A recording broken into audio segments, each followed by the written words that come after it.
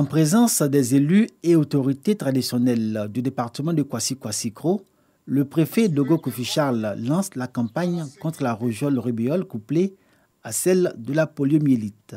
Il invite les populations à présenter massivement tous les enfants de 9 à 5 ans aux agents vaccinateurs qui sont sur des sites fixes. Aussitôt après, la mère de Kwasi Amenan, âgée de 2 ans et 3 mois, se présente devant les vaccinateurs. La petite fille est le premier enfant à recevoir sa dose de vaccin au premier jour de la campagne de vaccination contre la rougeole, rubéole et la poliomyélite dans ce département. Le représentant du directeur départemental de la santé, de l'hygiène publique et de la couverture maladie universelle, Dr Zouabi, directeur de l'hôpital général de Kwasi-Kwasi-Kro, a précisé que le vaccin de la rougeole, rubéole concerne les enfants de 9 mois à 5 ans et le vaccin contre la poliomyélite ceux de 3 à 5 ans. Le responsable du suivi évaluation du district sanitaire Koussan Akaï Narcisse, expliquant les enjeux de cette vaccination, a appelé les populations à conduire massivement les enfants vers les sites de vaccination. Chers parents, la vaccination contre la rougeole, la rubéole et la poliomyélite est très importante. Accompagner les enfants dans les différents sites de vaccination qui ont été identifiés. Alors il s'agit de la cour des différents chefs de village et de l'hôpital général. Chers parents, je vous encourage à faire sortir massivement les enfants. Vacciner les enfants, c'est leur assurer un bon avenir.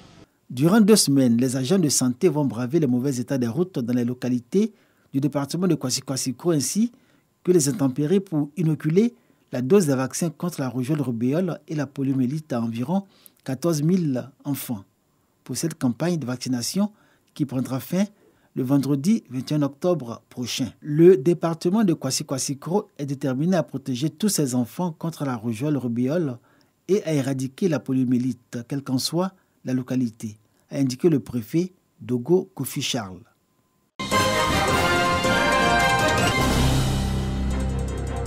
Semaine rose à Toumoudi.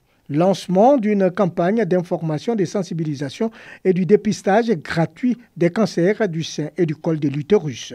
Lors d'une séance précédente, les praticiens ont découvert une boule dans l'un des seins de Dame Nguessaou Elisabeth. Prise en charge entièrement par la ministre-gouverneure, l'intéressé témoigne. Ils ont regardé, on dit c'est cancer du sein. Ils ont payé tout, ils ont fait opération. C'est maman Raymond Goudou. Ces pathologies ne constituent pas une fatalité. Message d'espoir délivré par le professeur Didi Koko. Lorsque le cancer est en train de se développer dans un corps, il faut respecter ce que la médecine dit, afin que s'il est là, qu'on puisse le voir tôt.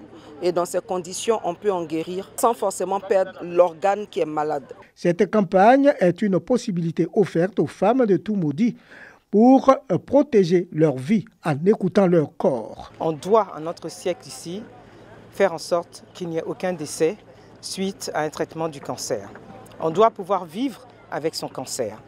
L'Organisation mondiale de la santé est partenaire de cette campagne. Pour le représentant pays de ce système des Nations Unies, cette campagne s'adresse à la cible vulnérable de la société pour la croissance et le bien-être. Lorsque vous adressez toutes les questions de santé de la mère et de l'enfant, vous adressez 90% des problèmes de santé. Ce qu'elle fait là, c'est pour réellement améliorer les indicateurs de santé. C'est travailler vers la couverture santé universelle. Ça commence par là. Après Toumoudi, Daoukro et Bokanda, les cancers du sein et du col de l'utérus ne cachent pas la menace de la Covid-19. La ministre-gouverneure appelle donc les populations à respecter strictement les mesures barrières et à se faire vacciner.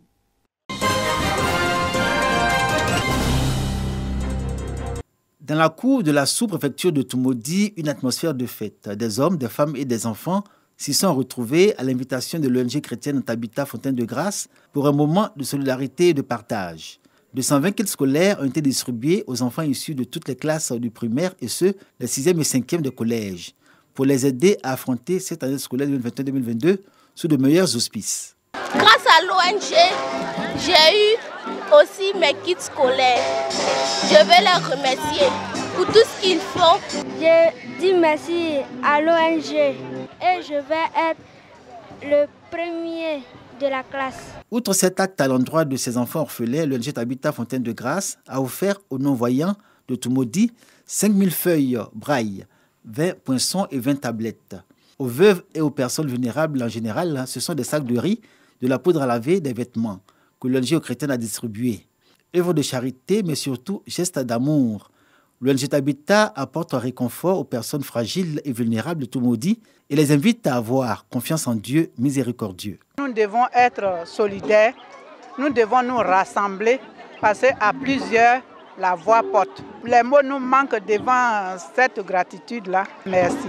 Nous sommes dans la joie de voir toutes ces personnes se réjouir avec nous aujourd'hui de recevoir ces présents. On ne peut pas avoir et ne pas partager. Et c'est un fardeau que nous avons de réjouir le cœur de tous ceux qui souffrent autour de nous. L'ONG Habitat Fontaine de Grâce envisage la création de centres d'accueil pour personnes vulnérables dans plusieurs localités du pays et à Toumoudi spécialement un orphelinat pour redonner confiance et espoir à tous les enfants de cette condition.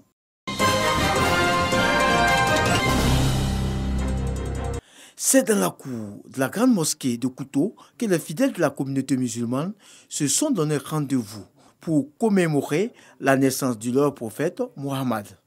L'occasion pour chacun d'adresser ses préoccupations à Allah à travers des prières, des zikrs et des sacrifices. Dans la prédication de l'imam Konaté, il a rappelé la vie du prophète, un modèle de pardon et de tolérance. Cette année, de nombreux fidèles ont effectué le déplacement depuis plusieurs autres localités pour venir communier avec leurs parents à Kouto.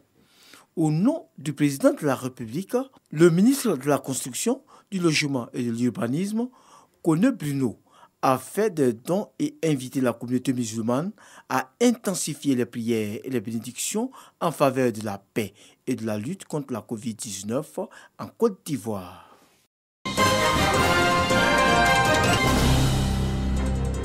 À Bouaké, le Maoulid marquant la naissance du prophète de l'islam Mahomet a été célébré dans la ferveur religieuse et le recueillement. Nombreux ont été les musulmans qui ont prié dans les différentes mosquées et places publiques de la commune.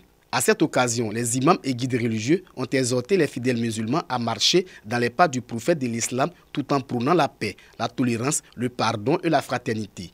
De la mosquée Salam, dirigée par l'imam Kouneyaya, à la mosquée Yassine, tenue par l'imam Diabaté Ahmed, en passant par la mosquée du Bafon et la place Alassane Ouattara, les imams ont expliqué les origines de la commémoration du Maoulid ainsi que sa valeur. Ils ont rappelé que cette nuit est destinée à l'invocation. Les fidèles musulmans ont été invités à consolider les bases de la paix et de la quiétude sociale. Des prières et des bénédictions ont été dites pour la Côte d'Ivoire et le président de la République, Alassane Ouattara.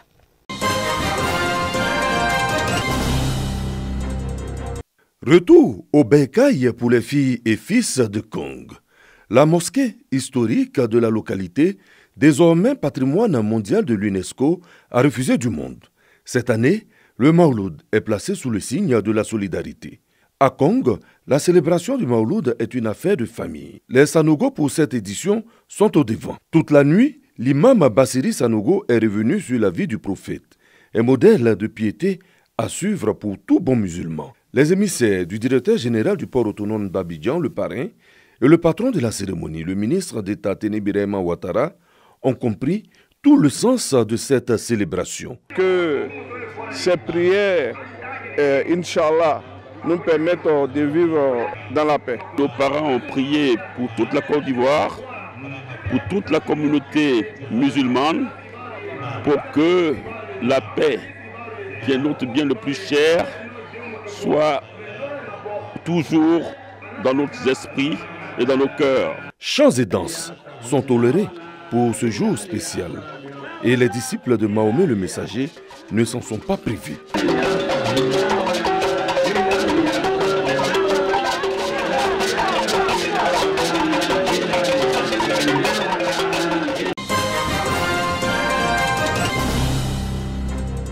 Augmenter les revenus des producteurs et contribuer efficacement à leur autonomisation socio-économique. C'est la mission assignée au bureau de vente des producteurs dans la région du Poro. Il dispose désormais d'un magasin de stockage pouvant accueillir 100 tonnes de produits alimentaires ou agricoles.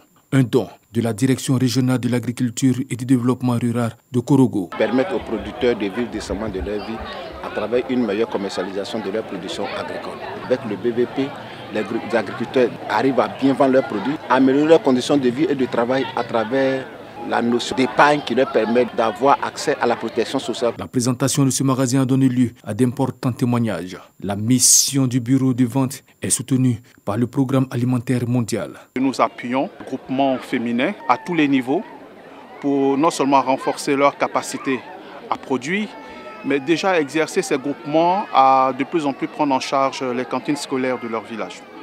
L'idée ici, c'est de permettre aux femmes d'avoir moins d'interlocuteurs quant à l'écoulement de leurs produits.